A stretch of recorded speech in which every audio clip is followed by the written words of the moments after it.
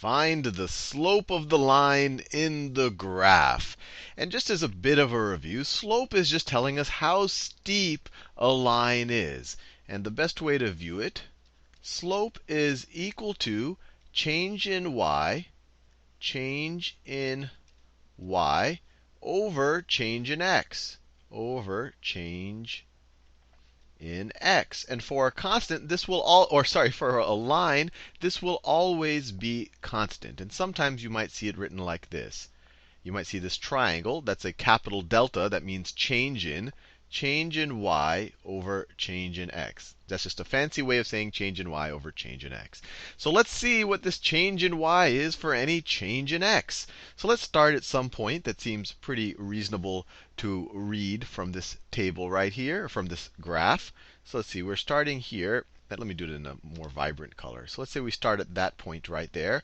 And we want to go to another point that's pretty straightforward to read. So we can move to that point right there. We can literally pick any 2 points on this line. I'm just picking ones that are at nice integer coordinates, so it's easy to read. So what is the change in y and what is the change in x? So first let's look at the change in x. So if we go from there to there, what is the change in x? My change in x is equal to what? Well, I could just count it out. I went 1 step, 2 steps, 3 steps. My change in x is 3. And you can even see it from the x values. If I go from -3 to 0, I went up by 3. So my change in x is 3. So let me write this. Change in x, delta x is equal to 3. And what's my change in y? Well, my change in y, I'm going from -3 up to -1. Or you could just say, 1, 2. So my change in y is equal to +2. So let me write that down. Change in y is equal to 2. So what is my change in y for a change in x? Well, when my change in x was 3, my change in y is 2. So this is my slope. And one thing I want to do, I want to show you that I could have really picked any 2 points here. Let's say I didn't pick, let me clear this out. Let's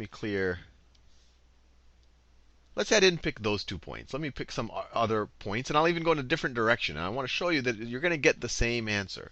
Let's say I view this as my starting point, and I want to go all the way over there. So what is my, well, let's think about the change in y first. So the change in y, I am going down by how many? How many units? 1, 2, 3, 4 units. So my change in y in this example is -4. I went from 1 to -3. That's -4. That's my change in y. Change in y is equal to -4. Now what is my change in x?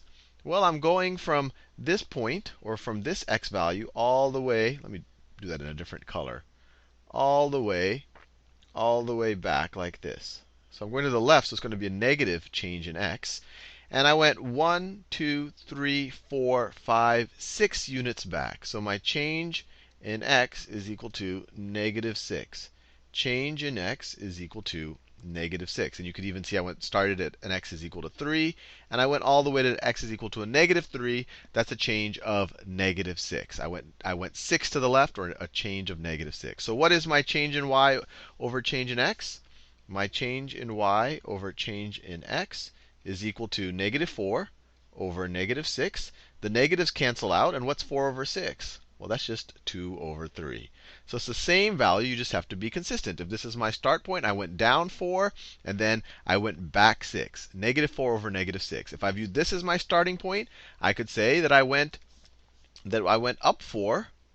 So it'd be a change in y would be 4, and then my change in x would be 6. And either way, once again, change in y over change in x is going to be 4 over 6. 2/3. So no matter which point you choose, as long as you kind of think about it in a consistent way, you're going to get the same value for slope.